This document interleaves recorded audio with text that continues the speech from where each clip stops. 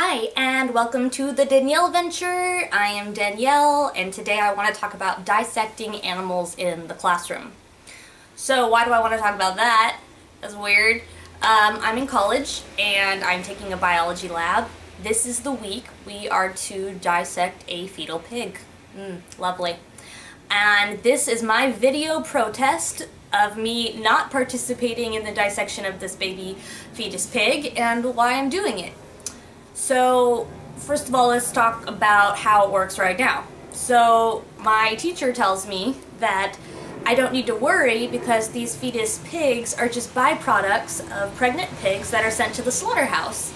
And they take them out before they slaughter them, and it's cool because it's better to use them for education than it is to just throw them away. Okay, sure. That's true. I looked up a lot of places, and it is a byproduct of the slaughterhouse. Still not cool with me, not okay. I talked to a local farmer, and he raises pigs for human consumption, and he keeps his males and his females separate, because when you have a pig farm, you have special pigs that are breeders that you have to pay close attention to the fact that they're not related. So in these big farms with lots of pigs, and they're all stuffed into one little pen together, and they're mating like crazy, they're probably related, and those are going to turn out to be mutant pigs. There's no biodiversity, it's not healthy, incest, it just doesn't work for us mammals. So these pigs that are getting pregnant those have no intention of ever being alive in the first place. They're just, I don't know, maybe they're just too lazy to separate them, which is kind of inhumane because I guess it creates a lot of violence within the pigs, like who's going to do the mating, and mama gets really defensive of her young, so when she's pregnant, she's like, "Rrr." So it's not a good idea. These pigs should not be getting pregnant in the first place. And also, it's weird. It's weird to just be like, oh, they're byproducts. Oh, they're just fetuses, little byproduct fetuses. Weird. So I'm not okay with that, and that's how it works right now. Things we can do to change the situation.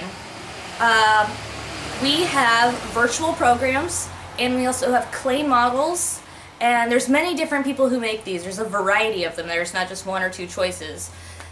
So there are other options, and here's what I have to say about the learning process of dissecting an animal, because some people seem to think that, like, to dissect a real human animal is life-changing and it'll inspire you in ways you never knew was possible.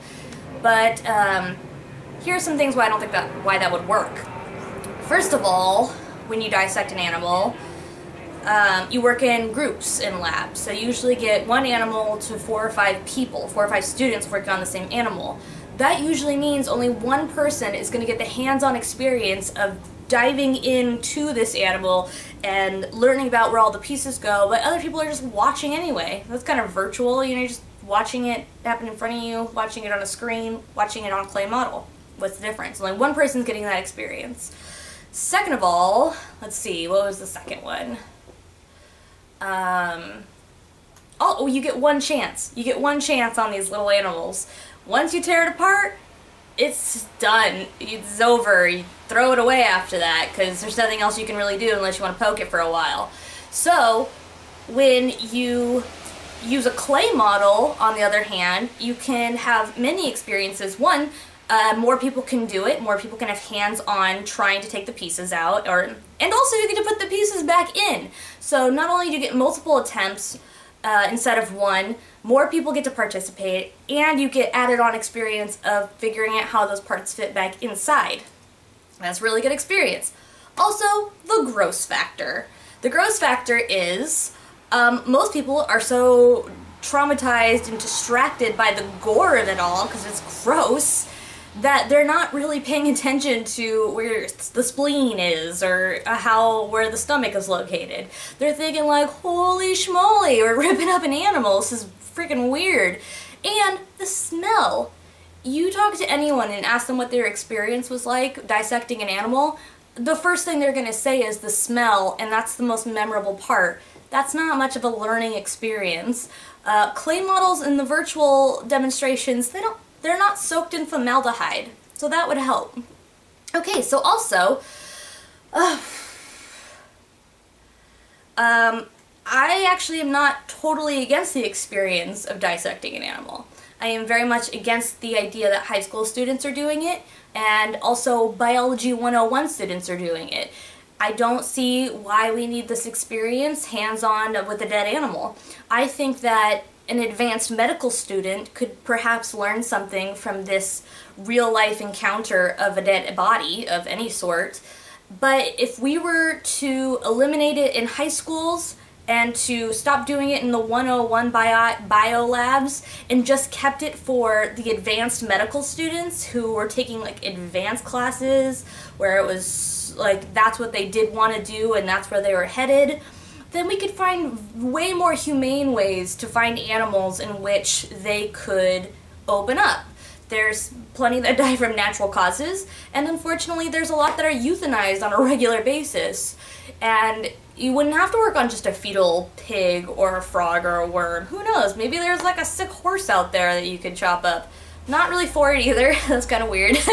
But you get my point, right? If you think about every college and every high school that is dissecting an animal and that they do it every single semester, that's an insane amount of fetuses and frogs and worms. It's just so much death. Unnecessary death.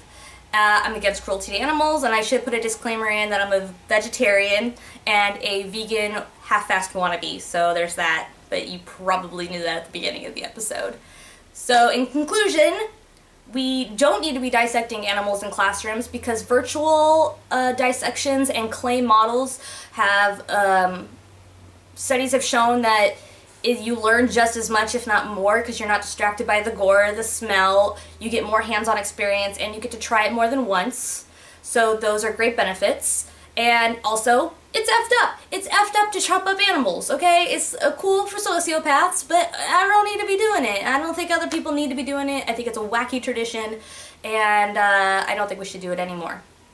Thank you so much for watching the Danielle Venture, and I'll put a couple links down below that show a couple of the studies that say virtually learning is great and all the different options out there to dissect an animal without having to have a dead animal in front of you.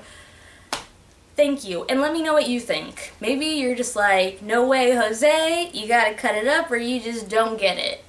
And I'd like to hear why you think that. Thank you so much. Let's keep learning and growing and trying to do the right thing, okay? Yay!